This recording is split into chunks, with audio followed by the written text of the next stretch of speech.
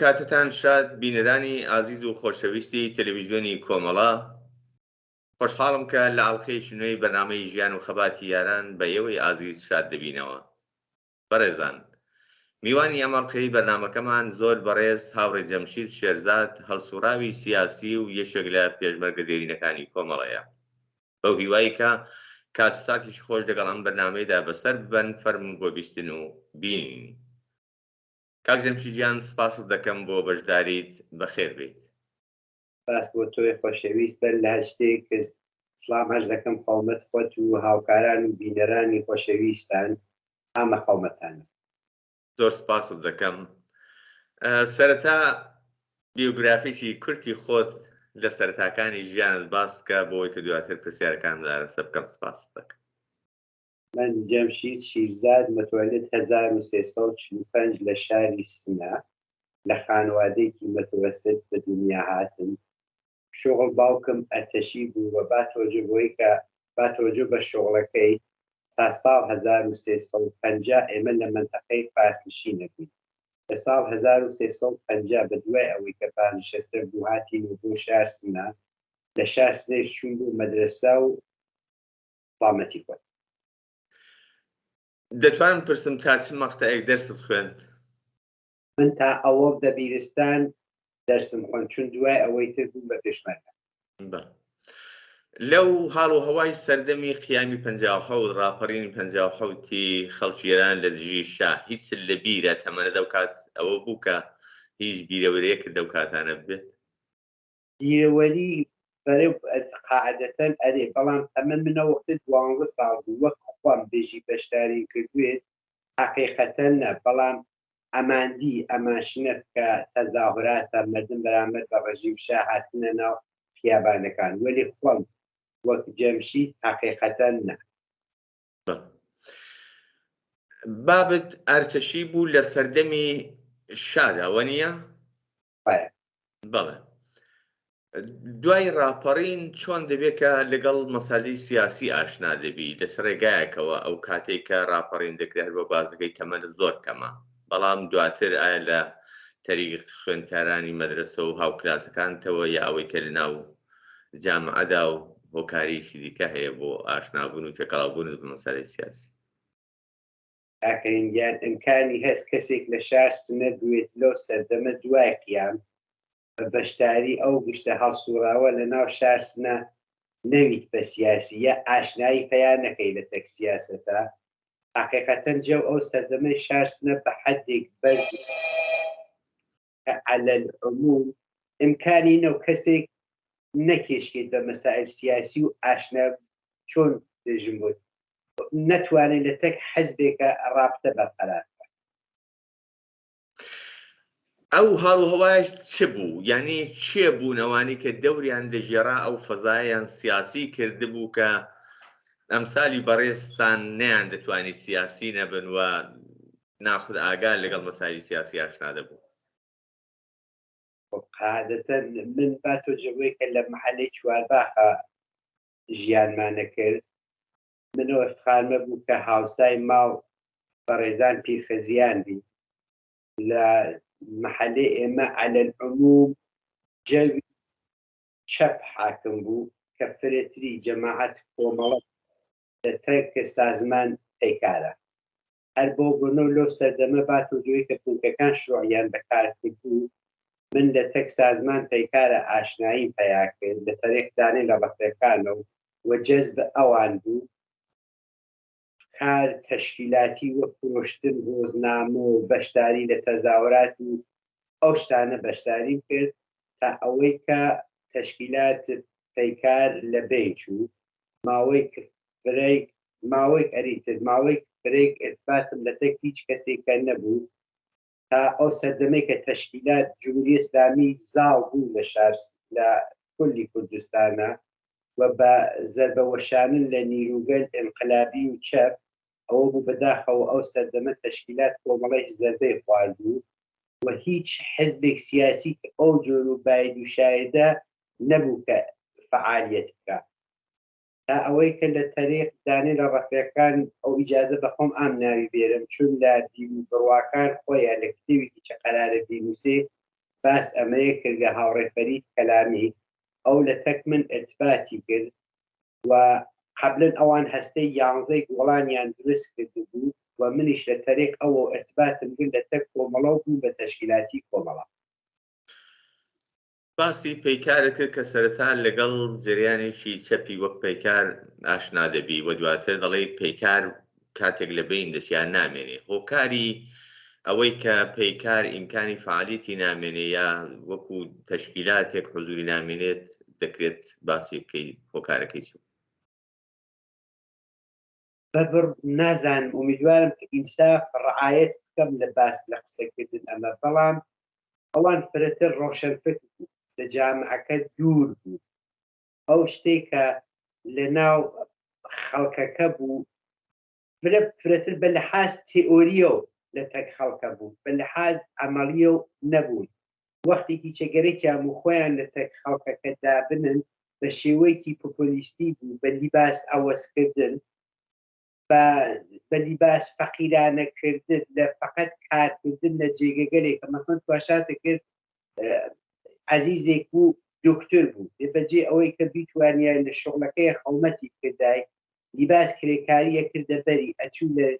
مەسەڵەن شارێک کرد بۆ مەدەتێک کرێکاریە کرد کە بزانێ ژیان کرێکاری یانێجا ئابەت ئەمە چه بژموت ئومیدوارم ئینسافم ڕعایەت کردێ ئەو شتێکە واخ لە خۆمەتانە باسی کرد و نەزەر شخصی خۆمە بۆ ئەو شتێک ڕاستە یعنی بە بڕوای بەڕێستان ئەوەی کە ڕێکخراویش وەک پەیکار نەیتوانی درێژە بە فعالیتی خۆی لە کوردستان و هەتا لە ئێرانیش ئەلبەتە لە ئێران دیارە زەخت و زۆر زیاتر بوو کوردستان بەهۆی مقاومەتی شۆڕژێرانەوە بە دەلیلی وجودی کۆمەڵە حیزبی دموکرات ئەو کات دەوڵەت نەیتوانی ئەو تەسەلوتە یا دەسەڵاتە بەسەر کوردستانە زاڵ بکات هەر بۆیە زۆر لە هێزە چەپەکان ڕویان کردە کوردستان بەڵام وەکو بەڕێستان باز دەکەن ئەوەی کە ئەمسالی جەریانیش وەک پەیکار نەیتوانی حضوری خۆی حفظ بکاوە بە چالاکیەکانی خۆی درێژە بدات بەر لەوەی کە زەخت و زۆر بێت لە ئێران و لە کوردستان بە تایبەت ئەو هێرشانەی کرد لایەن حیزبی دموکراتەوە لە سەرەتاکاندا دەکرا سەر مخەڕەکانیان ئەوان و جریانێکی دیکەی چەپی ژەڵەتن غەیرەز ئەوانە عاملەکەی زیاتر دەگاتەوە سەر سەبکی کار و شێوەی فعالیت و کاری خۆیان لە نەوعی خۆیدا لە ناو خەڵکدا ئەوەیە کە ناتوانێت زۆر لە ناو جەماوەردا جێی خۆی بکاتەوە هێز وەربگرێت داقیقاً قسەکەتان دروستە هاونەزە دواتر بڕیار دەدەن لەگەڵ کۆمەڵە کار بکەن چۆن بوو لەگەڵ کۆمەڵە ئاشنا دەبی تۆ کە پەیکار بووی هەواداری پەیکار بووی لەگەڵ سیاسەکانی پەیکار تا ڕادەیەک ئاشنا بووی دواتر تەغییری جەهەت دەدێ ئەڵبەتە دیارە لە نظر باوەڕ و فکرەوە چەندان تەفاوتێکی ئەو تۆ لەو کاتتا هەست پێ نەدەکرا بەڵام تایبەتمەندی و جیاوازەکان لە نظر بەڕێستانەوە چ بوو کە پەیوەست بووی بە جەریانی کۆمەڵە هەروە جۆری کە خۆتان حقیقەتەن فەرق و تەفاوتی ئانچنانیان نەبوو بەڵام خۆب کۆمەڵە شتێکتر بوو کەسکەلێک کە شخصیتگەلێکە لە ناو کۆمەڵە بوو بەخۆ کابراژی جەزابیەتێک لە شخصیت هووە ئەو هەسوڕاوان کۆمەڵە بوو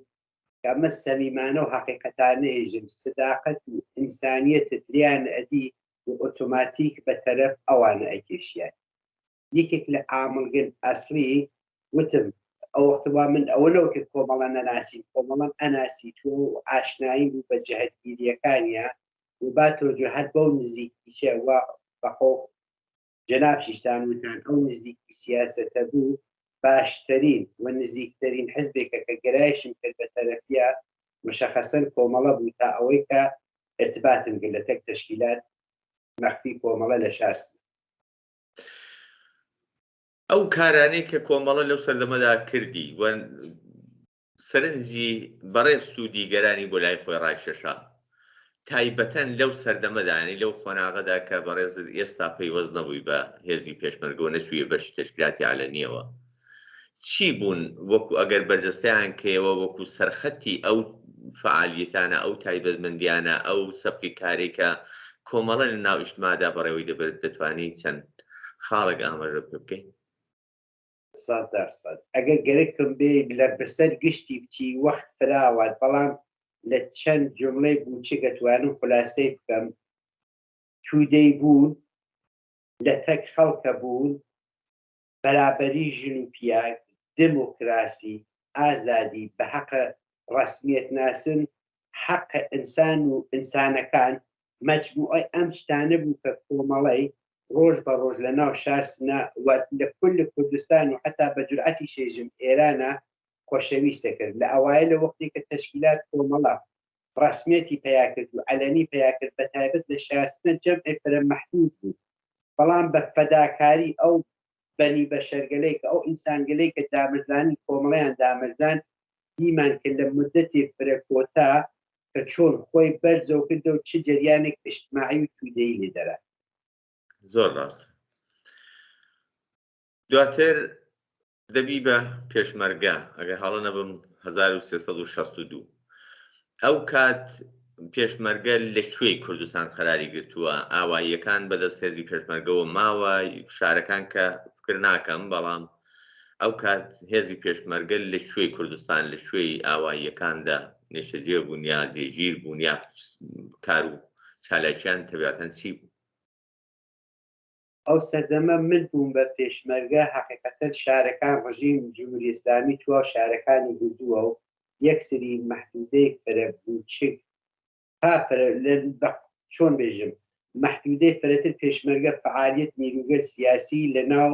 دێهاتەکانە بوو و لە شارەکان دوورە بوونەوە.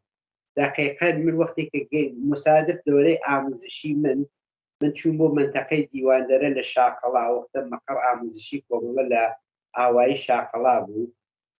گەیشتن من بە مەقڕ شاقەڵا 2-3 ڕۆژی پێ نەچوو کە جمهوری ئیسلامی هێرشی کرد بۆ ئەو منتەقە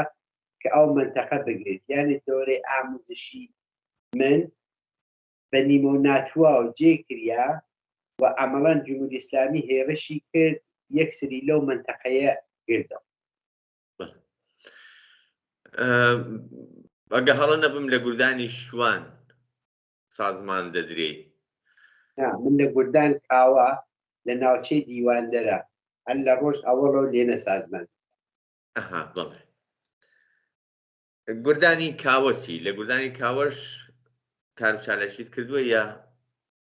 ئەرێ وەڵام لە گوردان کاوە بوو، بەڵێ هێشتا ڕەسبەنی سازماندەیی نەکریاین لە دەورەی ئاموزشی بات و جمهوری ئیسلامی هێرشی کردو. ئێمەیان هەنارد وەک بۆ هەناردن یارمەتی پیشەک و تەدارکات و پێشمەرگەکان کە خەریک شەڕ بوون. ئیتر من هەندێنە لە تەک جەماعەت گوردان کاوە فرێکیان ئاشنا بوو و حەقیقەتەن حەزم کرد فرەتر لە ناوچەی دیواندەرە فعالیت دوای دۆرەی ئاموزشی لە سازمان لە گوردان کاوە سازمان. زۆر باشە. کاری گوردانەکان لەو منتقانەی کە بەدەستیانەوە مابوو مەعموولەن چی بوو؟ جەولە دەچوون، کاری تەبلیغیان دەکرد یا چۆن شەرایطێکیان بۆ ئەو کاتانەی کە ئێستا لە کوردستانی ئێراندان و لە ئاواییەکان نیشتەجێن؟ ئەو وەختە فرەترێمە جەولەگەر سیاسی نظامیمانە کرد، ئەوە بوو کە تەبلیغاتمان کۆمەڵەمان فرەتر ئەناسی بە مەردم، تەبلیغات سیاسیمانە کرد، بە لە عین حاڵیجا عەمەلیاتگەر نظامیشمان بوو کە زەبەدان لە جمهوری ئیسلامی ئەو ڕۆحیەت بەرزە مەردم کەماکان بەرزە. لە دەورانی پێشمەرگایەتیدا حتمەن زۆر ڕووداوی خۆش و ناخۆش ڕوویان داوە لە کار و فعالیەتاندا، لەو شەڕان و دەرگیرانەی کە لەگەڵ هێزی داگیرکەری ڕژیم بوتانە. پێم خۆشە کەمێک باسی ئەو سەردەمانە بکەی، شێوەی هێرشەکانی ڕژیم بۆ سەر ناوچەکە، مقاومەتێکە هێزی پێشمەرگەی کرد، ڕۆحیەیەکە هێزی پێشمەرگە و بەتایبەت هێزی پێشمەرگی کۆمەڵە بووی لە بەرابەرە و هێرشانەدا. حقیقەتەن تابێژی ئەوانە فرە بووگا. من یەکێک لە ئەتوانم بێژم خۆشترین خاترات، یعنی هێشتا ڕەسمەنیش نەبووم بە پێشمەرگەی کۆمەڵە، ئەو وەختە جمهوری ئیسلامی وەختی کە حەمڵەی کرد، من نەزانم تەدارکاتیاندا بە من کە بیگەینمە دەست واحدی لە پێشمەرگەکان کۆمەڵە وەختی گەیمە بەرەو بەلای ئەو ڕەفیقانە بە عینی دین حەفە ڕۆژ خەریک شەڕ بوون هیلاک بوون بەڕیاون بەڵام کەماکان ڕۆحیان لەبانەوە بوو بە مەحزەوەی کە گەیم بەلایەن و پەدارۆکار مەقدارێک نان و نانە وشکەیش بوو حەقیقەتە نان و خورمام داتیان لەتەک ئەوڵین کەسی کە ئاشنا بوو کاک مزەفەر کەریمی بوو ئەوە هەمیشەش وەختی کە بەیەکەوە قساکەی یەکێک لە خۆشترین خاتراتێکە ئەتوانم ناوی بووم ئەوە بوو چەند لەحظەیەک بەلایەن و دانیشتم وەسایلەکەمدا پێیان وتم من ئەگەر ئیجازەم پێبەن فەرمە و بۆ خوارەوە مزەفەر وتی پێم بۆ کوێ ناچی ئەمە حەڤە ڕۆژە خەڵ ببان چاومان نەهاتکە ئەسلحەکەی خۆی دا بەدەست منە وتی ئێمە گشتمان هیلاکی ئەخەفین کوچکێکی پێم نیشاندا هەرەوە نزیک بە مترێک پاسڕێ بوو وتی تا نەگەیک لە ئێنە هیچ کامان خەوەرە ناکەیتەوە وتم کاکگیان من هێشتا ئاموزشم تەواو نەکردە تۆ چۆن بە من ئەفەرمی وتی چۆن هاتیت ئەتمینانم هەست لێنۆ خۆتۆ گەیانگە بۆ ئێرە ئەتمینان کامە مەسکە مشکڵێکمان بۆ نایتە بەرەوە و ئەوە بوو بە باعث ئاشناییمان کە تا ئیسێچە ئەدامەی هەست و یەکێک لە دەورانێک ئەتوان بێژم یەکێک لە خاترەگەر شیرین ئەو زەمانە بوو بێگومان ئەوەندی کە بەو مێژوودا ئینسان دەچێتەوە و بەراوردێک لە نێوان نابەرابەری هێزەکان هێزی ڕژیمی جمهوری ئیسلامی و هێزی پێشمەرگە زۆر نابەرابەر بوون بەڵام من شخصەن ئەوەندی کە لە بیرم دێت چەوانەی کە لە دەوروبەری خۆمان ڕوویاندا و شەڕانە و دەرگیریانە و هێرشانە چە ئەوەی کە لە خەبەرەکاندا بە جۆمان ئاشنا دەبوون لە زۆربەی شەڕەکاندا پێشمەرگە سەرکەوتوو بوو لە زۆربەی شەڕەکاندا تەلەفات و زیانی ژیانی و ماڵی هێزەکانی ڕژیم زۆرتر بوون ئەو هۆکارە چی بوو بەڕاستی چی باعیسی ئەوە بوو کە ڕژیم لە هێرشەکانیاندا لە زۆربەی هێرشەکانیاندا شکست بێنێ یا ئەوەی کە کاتێک پێشمەرگە دەچوو بۆ سەرگرتنی پایەگایەک بۆ جەولەیەک بۆ پلانێکی نظامی سەرکەوتوو لەو پلانەی دەهاتە دەرێ و بە ئامانج دەگەی کاکەریگیان بڕوان پێت کە فەقەت و فەقەت بیر و بڕوا ئێعتقاد پێشمەرگەی کۆمەڵە بوو یعنی من ئایسا جاربەجاری وەختێکە لە تەک ڕەفیقانە بیر و ئەو خاترات شەڕەکان باسەکەین حتا بۆ خۆشمان مقدارێک چۆن بێژم غیرە قابل تەسەورە فقط یەک چت بێژم لە یەک چت متعەسفم کە لە زەمان ئێمە ئەو سەردەمەی کە وا پێشمەرگە بووین شەڕمانەکە لە تەک جمهوری ئیسلامیە ئەو ئیمکاناتی کە وا ئیمڕۆ هەست بەداخەوە نەبوو کە بتوانین تواو ئەوانە تۆمار بکەین و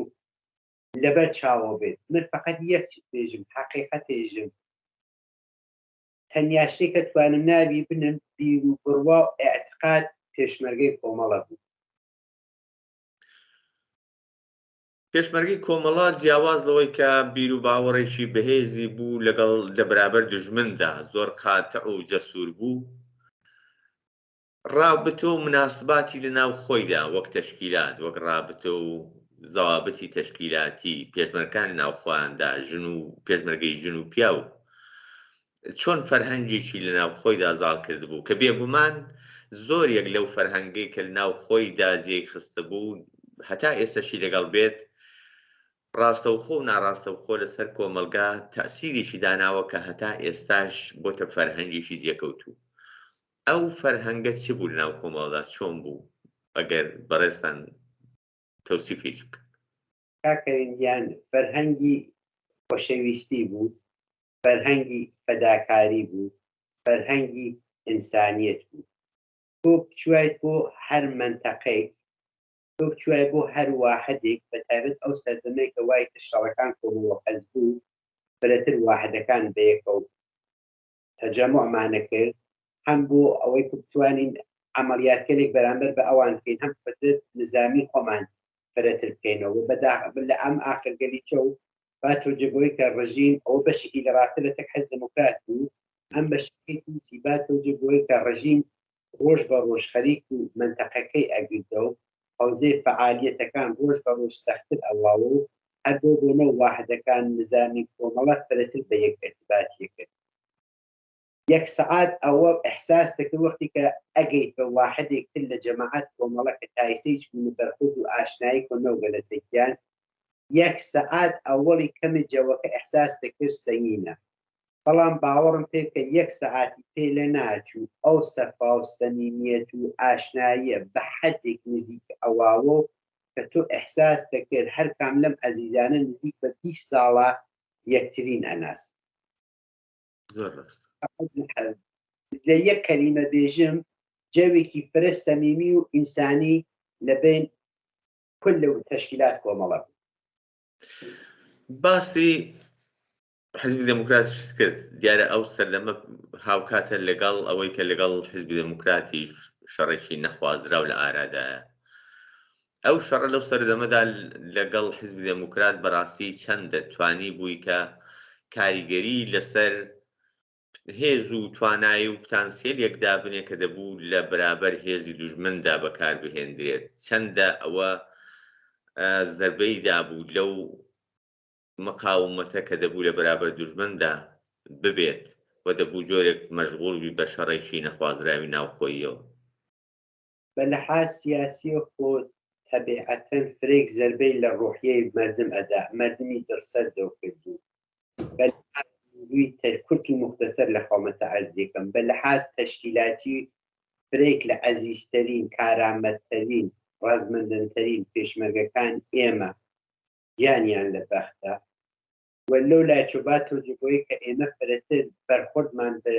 مەسئلەمان دەرگیریەکانمان فرەتر بە یەکەوە بوو. جمهوری ئیسلامی توانی یەواش یەواش فرێک منتەقەی تر بگریت دەسەڵات خۆی بڵاو بکاتەوە بێ ئەوەی کە تەقەی بکات. یعنی بە جورئەتە توانم بێژم نزیک بە 2 ساڵ کاکەریم ئێمە عەمەلیاتێکمان بەرامبەر بە جمهوری ئیسلامی نەبوو چون شەڕەکە بە حەدێک سەنگین بوو لە بین خۆمانە کە ئیمکان حەمڵەکردن و ئیمکان تەعەڕوض بە جمهوری ئیسلامی بەڕاستی نەبوو. ڕاست لە هەموو ئەو ڕووداوانە کە لەو سەردەمەدا ڕوویان داوە بۆ خۆت حوزورت بووە بۆ خۆت بەشێک بووی لەو مێژوو و لەو سەردەمە چ بیرەوەریهایەکی شانی باسکردنت هەیە لە هەر زاویەیەکیەوە لە هەر جەنبەیەکی؟ لە ئەدامەی هەر ئەو مەسئلەی حزور دەرگیریەکان لە تەک حەز دموکرات و تەئسیراتێکی بوو لە خۆمەتە عەرزی کە مە قەبلەن ئەوە بوو کە جەولەگەر سیاسی نظامی فرەمانە لە منتەقا دوای دەرگیریەکان حەز دموکرات دوای مدەتێک کە ئێمە غایب بووین لە منتەقا ئێمە بە عنوان واحدێک چوینەوە بۆ پشت جبهەی منتەقەی دیواندەرە لە منتەقەی هەوەتوو و قەرەتەوەرە. جاران ئێمە حزور فرەمان بوو با توجبەوەی کە منتەقەکە ئەشغاڵی بوو واحدگەل 3-4 نەفەرە فرە 6 نەفەرە حزور پەیا کرد. وڵاتە دوای مدەتێک کە حزورمان پەیا کرد لە منتەقا وەختی کە 2-3 ڕۆژ ئەوەڵ ئێمە چوین لە ماڵەکان با توجبەوەی کە تەعدادمان کەم بوو زەربەپەزیریمان فرەتر بوو لە ماڵانە خۆمانمان قایمە کرد. ڕۆژێک گەرەک لە خەو هەستاین گەرەکمان بوو نان خۆین داحێ ماڵەکە یەکڕ دەستانی لە ڕەفێقەکانمانی گرت وتی نانەکەم مەخوا. شتمان پرسیارمان کرد بۆچە تۆزێحی داکردنم فاصلەیەوە نەوکن جمهوری ئیسلامی فرێک عەزیەت و ئازاریانی کردگا ئەیزانی کە ئێمە ئەوان دۆست کۆمەڵ و ئێمە فرێک وەقت ئەچین هاینە ماڵ ئەوانە دەوای بێهۆشیان داو بێ و تەهدیدیشیان کردو کێشی ئەو دەوای بێهۆشیە وەختی پێشمەرگە هات کاتە ناو غەزاکەیان وەگەنە ماڵ و مناڵ و ئەو تهدیداتگەلەی و خاصیت جمهوری ئیسلامی تەزداد جمهوری ئیسلامی چەست بە من ئەو خانەوادە پیاداکەن. ئەویش با تۆجبۆی کە ترسی بوو عەزیەتی فریان کردو قبولی کردو وەلێ فقط گەرەکی بوو نەوەی کە تهدیدێک ئێمە بکات یا مشکڵێک بێرێتە بەرەو فقط گەرەکی بوو بە ئێمە نیشان بات کە جمهوری ئیسلامی لەم فاصلە ئێوە نەوگن ئاوایە کردە کە ئەگەر چوین بۆ ماڵەکانتر وریابی ئەمە یەکێک لە خاترەگەرێکە کە هەمیشە کە ها لە زەهن منە کە ئەلارەقم کە جمهوری ئیسلامی بازم ئەزیەت و ئازار ئەو کابرایە کرد وڵاعی پیا کرد ئێمە چوینە ناوماڵی بەڵام حازرنەوە کوچکترین مشکڵێک بوو ئێمە بێتە بەر کاتێکە منطقەی ئازادشودە بەرتەسک دەبێتەوە منطقەی ئازادشودەتان بەدەستەوە نامێنێت هێزی پێشمەرگە وردە وردە پاشەکشە دەکا بەرەو سنوور و بەرەو ئەودی و باشووری کوردستان پرۆسەی ئەو پاشەکشەیە چۆن لە خاتراتی بەڕێستانە ماوە چۆن تۆزیحکەم بۆتان لەلایکە و چۆن بێژم فرە ڕاحەت ئەمان توانی کۆمان نسبەت بە شەرایەتی کە تێتە بەرەو عادەت بین لە سەرماسۆڵیەکەیە بیگرە لە ئەوەزبوون شەرایەت نظامیە بیگرە باوەڕم پێ بکە بە هەر شەرایەتێک بە ڕاحەتی ئێژین ئێمە خۆمانمان تەطبیق ئەدا دروستە مەقدارێک تەحەڕوگەلمان سەختیەکانمان فرەترۆ بوو ئاوایەکان بەدەستمان و نەما فرەتر مەشای لە ناو سەرما و گەرما لە ناو شاخەکانە بووین جمهوری ئیسلامی لەبان فرێک ئاوایەکان و پایگا و مەقەڕی دانیە و حتا چوون بۆ ناو ئاوایی بۆ هاوردن غەزا جەمەوکردن یارمەتی بۆی کە بتوانین خۆمان ڕابگین مەقدارێک سەرد بوو بەڵام کاکەین بڕوان پێ بکەین لەزەتێک تایبەتی چی بوو ئەوە بوو کە ئیتر فرێک وەختەکان فرەتر واحدەکان بەیەکەوە بوو بەڕێستان بێگومان بەرپرسایەتی بووە لە ناو یعنی لە هەتا لە سەردەمی پێشمەرگایەتیدا لەو کاتانەدا کە لە ناوچەدا بوو ناوچەی ئازادکراویشتان بەدەستەوە بووە ئەو بەرپرسیارەتانە چ بوون لە چ بەشایەکدا مەسئول بوون یا بەرپرسیایەتی ئەرکتان بەستۆ بوو من مەسئولیەتگەلێکەوە لە تەشکیلات کۆمەڵە بوومە یەکێک مەسئول سیاسی دەسەر بوو و مدەتێکیش مەسئول مخابراتە ناوچەی دیواندەرە بوو دوای ئەوە کۆمەڵە واحدێکی دروست کرد بە ناو واحدی بیژە منی جەمعی لە ڕەفیقان ناوچەی دیواندەرێ چوین بۆ ئێنە لێنەچە مەسئولیەت سیاسی واحدێکیان بە مندا لە مەسئولیەتەکاندا هەمیشە دابەشکاریەک هەیە مەسئولی نظامی مەسئولی سیاسی چه دەستە چه گوردان چه هەر ئۆرگانێک جیاوازی ئەو دوو بەرپرسیارەتیە چییە؟ یعنی لەو کاتێدا کە هەردوو خەریکی ئەرکن بە تایبەت لە شەرایەتێکی شەڕدا چ جیاوازیەک لە بینی ئەرچی بەرپرسێکی سیاسی دەستە یان نظامیدا هەیە؟ باوەڕم پێ بکە بێژم فەرقێک واینەو 100% ئەو کەسێک وا بەرپرسی نظامی بوو هەم ئازاتر بوو هەم تەجروبەی فرەتر بوو هەم قابل ئاعتمادی کە فرەتر بوو بەڵام بڕوان پێ بکە ئەو شەرایەتێک وا بوو کە فرێک لە جەماعەت پێشمەرگەی واحدەکان هەر کامیان بۆ خۆیان مەسئولیت هەم مەسئول سیاسی بوون هەم مەسئول نظامی بوو چون تعریف پێشمەرگەی کۆمەڵە ئەمە بوو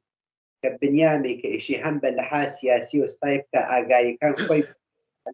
و هەم بە باتۆجو بە شەرایەت منتەقەیش بە لەحاز نظامی شۆ تۆ ڕۆژ بە ڕۆژ مەشای خۆت و ببردایتە بەرەو هەر بۆ نەو ئەوە دروستیە بێژم بەنە ناوە فەرقێکی بوو بەڵام لە تعریفەوە بوو کە پێشمەرگەی کۆمەڵە پێشمەرگەی کە بە بیروبڕوای سیاسی لە عین حاڵە خەریکە فعالیەتێکی نظامیەکە بە بڕوای من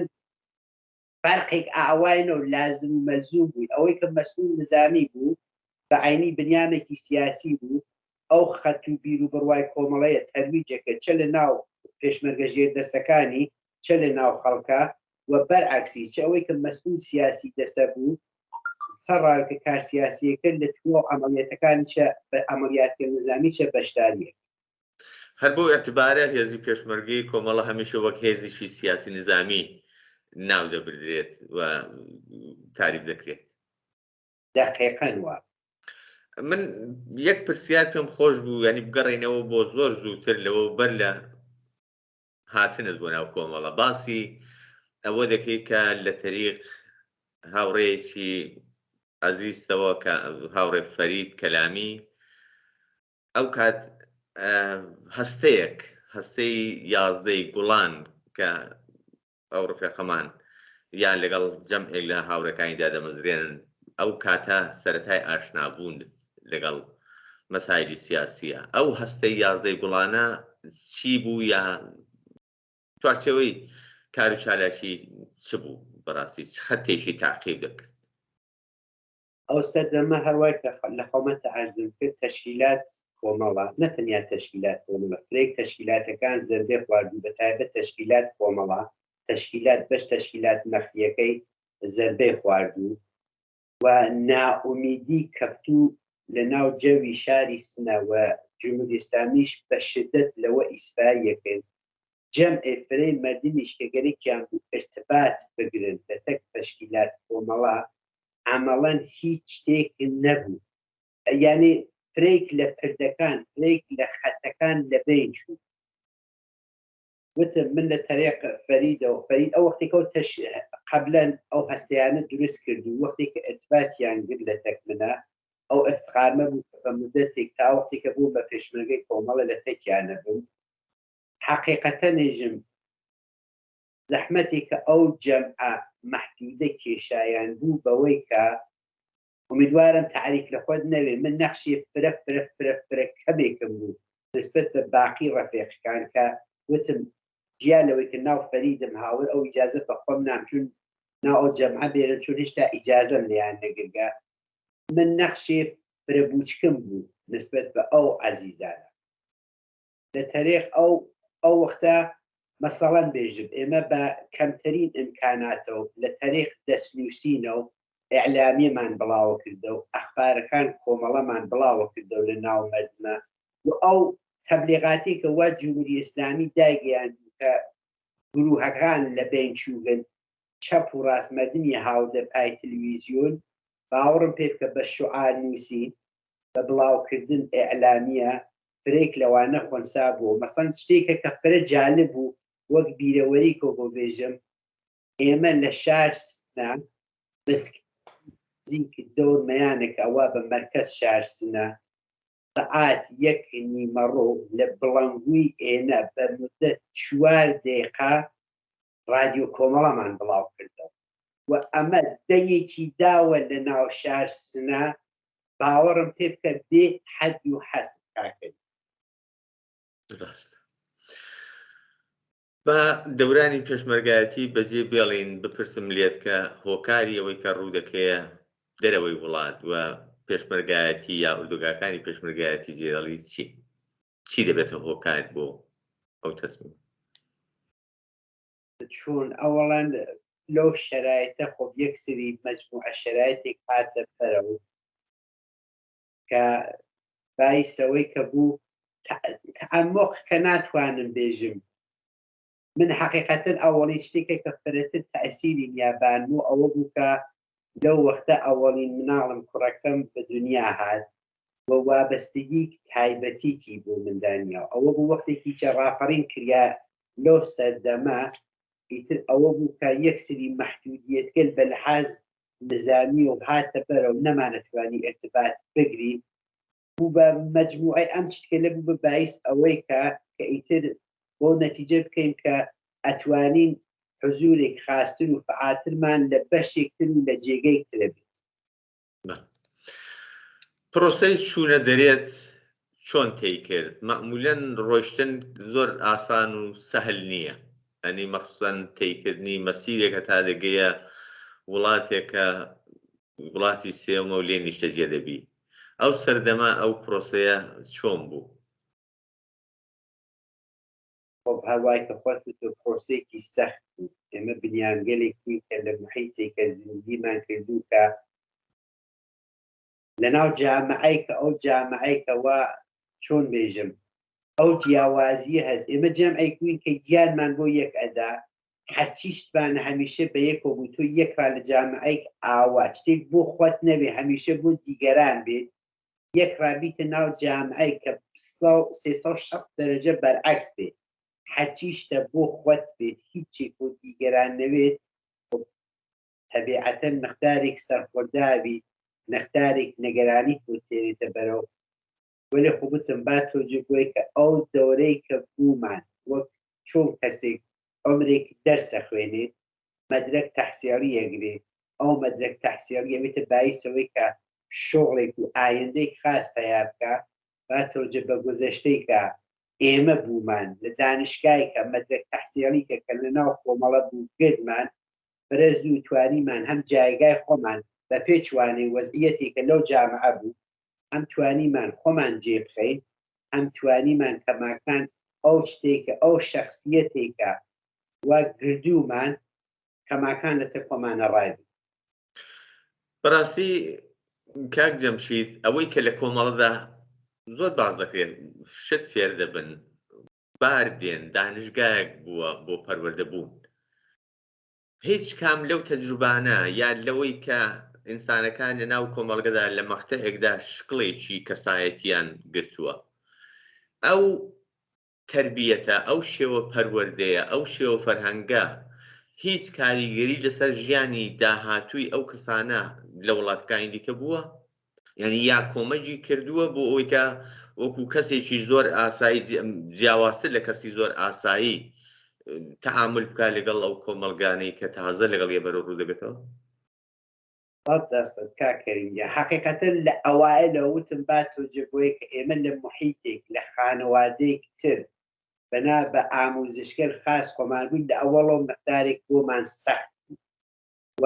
من قسەی خۆمەکەم لە فرێک مواردیژە یەک سری دەربەگەلم خوارد چون وا فێر بوو کە لە وەحلەی ئەوە بە فکر لای دەستەکەمە بم ئانجار خۆ بەڵام یەکشت پێژم خۆشبەختانە با تۆجە بۆی کە کەماکان ئەوە ئەسەن جز بە یەکێک لە خصوصیت و شخصیت من قسەی خۆمەکەم لە وەکفرێک لە ڕەفیەکانمان کەماکان لە زاتمان ماوە توانیمان من ئایسێژم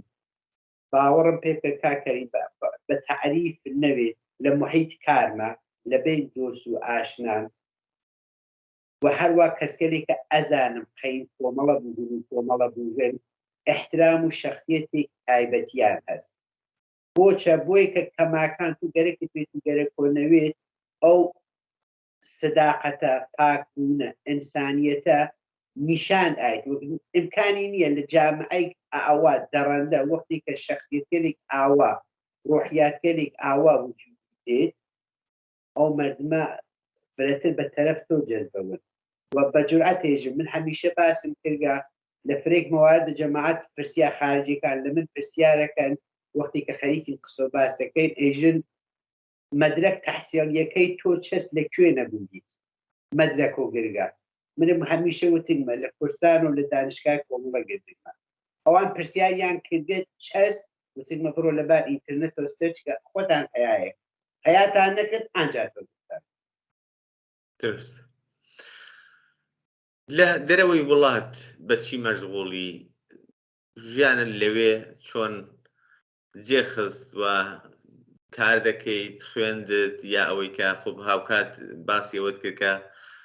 لە دەورانی پێشمەرگایەتیدا ئەوەڵی مناڵ دێتە دنیاوە دواتر بێگومان خانەوادەت هەیە و خانەوادەش دەبێت بە خۆت ملحەقکەی